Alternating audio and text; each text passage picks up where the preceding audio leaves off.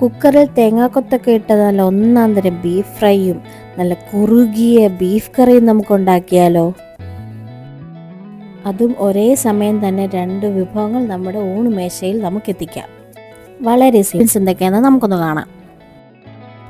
അതിനായി കാശ്മീരി മുളക് പൊടി 2 ടേബിൾ സ്പൂൺ, മല്ലിപ്പൊടി 3.5 ടേബിൾ സ്പൂൺ, മഞ്ഞൾപ്പൊടി 1.5 ടീസ്പൂൺ, പിന്നെ ആവശ്യത്തിന് കറിവേപ്പിലയും.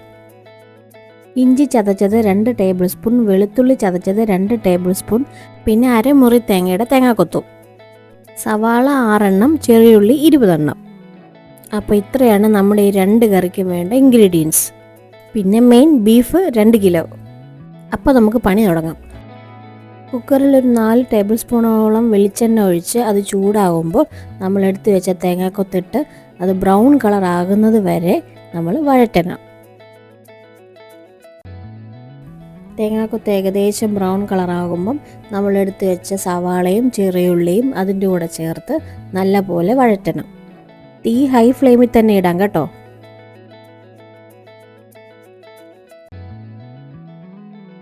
ഇനി കുറച്ച് കറിവേപ്പിലയിട്ട് നല്ലപോലെ അടി ചേർത്ത് ഇളക്കി വഴറ്റിയെടുക്കണം. സവാള പെട്ടെന്ന് വഴണ്ട് വരാൻ വേണ്ടിയിട്ട് നമുക്ക് കുറച്ച് ഉപ്പ് അതിൻ്റെ കൂടെ ചേർക്കാം. അപ്പോൾ പെട്ടെന്ന് വഴണ്ട് വരും.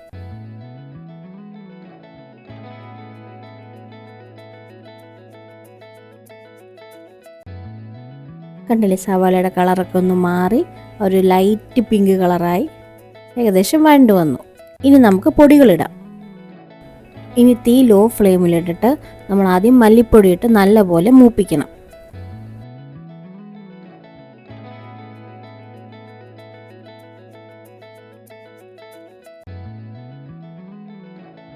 ഇനി നമ്മൾ എടുത്തു വെച്ച മുളക് പൊടി ചേർത്ത് മൂപ്പിക്കാം. ബാക്കി മഞ്ഞൾപ്പൊടിയും കൂടെ ചേർത്ത് അടി ചേർത്ത് നല്ലപോലെ യോജിപ്പിച്ചെടുക്കണം. പൊടികളുടെ പച്ചമണം മാറുമ്പം നമ്മൾ എടുത്തു വെച്ച വെളുത്തുള്ളി ചേർത്ത് നല്ലപോലെ ഇളക്കണം. വെളുത്തുള്ളി ഏകദേശം എല്ലായിടത്തും മിക്സ് ആകുമ്പം നമ്മൾ എടുത്തു വെച്ച ഇഞ്ചി അതിൽ ചേർത്ത് നല്ലപോലെ അടി ചേർത്ത് ഇളക്കണം. ഈ സമയത്തൊക്കെ തീ ലോ ഫ്ലെയിമിലാണ് കേട്ടോ. ഇഞ്ചിയും വെളുത്തുള്ളിയും നല്ല മൂത്ത മണം വരുമ്പം നമ്മുടെ ബീഫ് അതിലോട്ടിട്ട് നല്ല പോലെ യോജിപ്പിക്കണം. കുറേശ്ശെ ആയിട്ട് യോജിപ്പിക്കുന്നതായിരിക്കും നല്ലത്.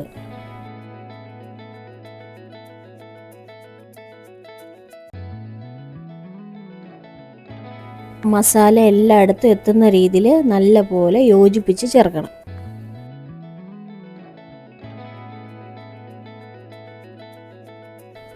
ഇനി ബീഫിന് ആവശ്യമായ ഉപ്പ് ചേർക്കണം.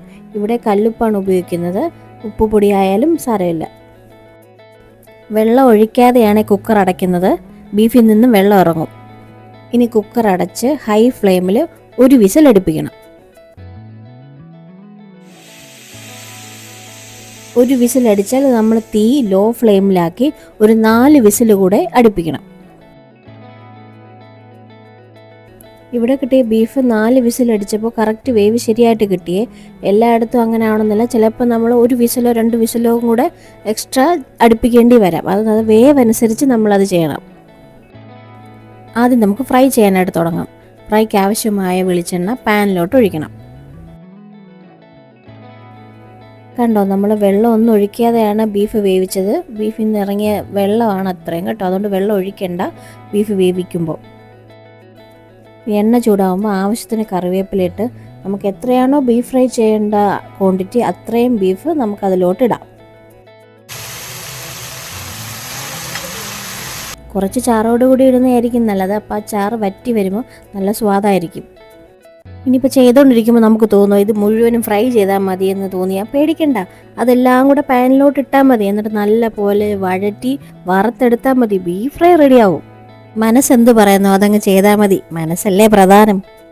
അയ്യോ ഞാൻ കൂടെ ഉണ്ട് എന്ന് പറഞ്ഞുകൊണ്ട് പുറകിൽ നിന്ന് 4 പച്ചമുളക് പറന്നു വരുന്നുണ്ട്. 4 പച്ചമുളക് കീറിയതും കൂടി ഇതിൻ്റെ കൂടെ ഇടണം. താണ്ടേ ബീഫ് കറി ഏകദേശം റെഡിയായി. ഇനി ചെറിയൊരു പൊടിക്കൈയും കൂടെ ഇട്ടാൽ മതി. ഒരു മീഡിയം ഫ്ലെയിമിലിട്ട് നമുക്കിത് നല്ലപോലെ വഴറ്റിയെടുക്കാം. ഒരു നുള്ളു ഉലുവാപ്പൊടി കൂടി ചേർക്കാം.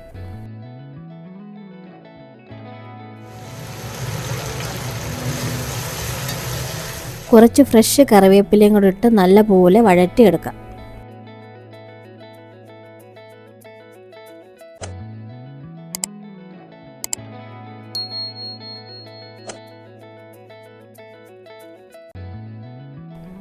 ഇപ്പോൾ ഏകദേശം ചാറൊക്കെ വറ്റി കഷ്ണങ്ങൾ ഓരോന്നായിട്ട് വിട്ട് വിട്ട് കിടപ്പുണ്ട് അല്ലേ? സെറ്റായി വരുന്നു. ബീഫിൻ്റെ മണം അടിച്ചത് ഓരോരുത്തരായിട്ട് ടേസ്റ്റ് ചെയ്യാനായിട്ട് വരുന്നുണ്ട്. ബീഫ് ഏകദേശം ഒരു ഡ്രൈ ഫീൽ ആകുമ്പം 1/2 ടീസ്പൂൺ കുരുമുളക് പൊടിയും കൂടെ ചേർത്ത് നല്ലപോലെ വഴറ്റിയെടുക്കാം. കൂടെ 1/2 ടീസ്പൂൺ ഗരം മസാലയും.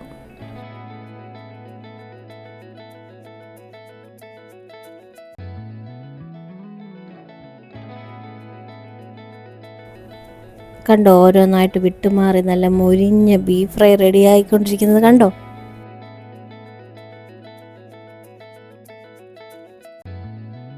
അങ്ങനെ നമ്മുടെ ബീഫ് ഫ്രൈ റെഡിയായി.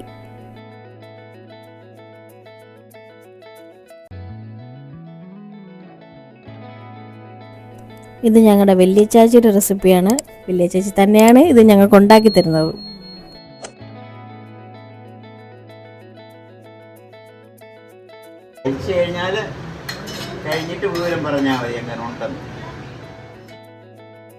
അപ്പോൾ ബീഫ് ഫ്രൈ സെറ്റ് തയ്യാറായിട്ടുണ്ട്.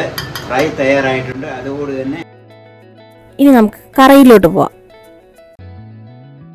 നമ്മുടെ കുക്കർ അടുപ്പത്ത് വെച്ച് തീ ഓൺ ചെയ്ത് ഹൈ ഫ്ലെയിമിൽ വെച്ച് തന്നെ നമുക്ക് നല്ലപോലെ കുറുക്കിയെടുക്കാം. ഈ സമയത്ത് കറിയുടെ ഉപ്പ് പാകമാണോ എന്ന് നമ്മൾ നോക്കണം. ബീഫ് കറി തിളച്ച് വരുമ്പം കടുക് വറുത്ത് ചേർത്താൽ മതി. കടുക് പൊട്ടിച്ചത് എടുക്കാൻ പറ്റിയില്ല. അതിന് വേണ്ടത് എണ്ണ ചൂടാകുമ്പോൾ കടുക് ഇട്ട് പൊട്ടിച്ച് കുഞ്ഞുള്ളി അരിഞ്ഞതും ചേർത്ത് കുറച്ച് കറിവേപ്പിലയും കുറച്ച് വറ്റൽമുളകും ചേർത്ത് നല്ലപോലെ ബ്രൗൺ കളറാകുമ്പം കറിയിലോട്ട് ഒഴിച്ചാൽ മതി.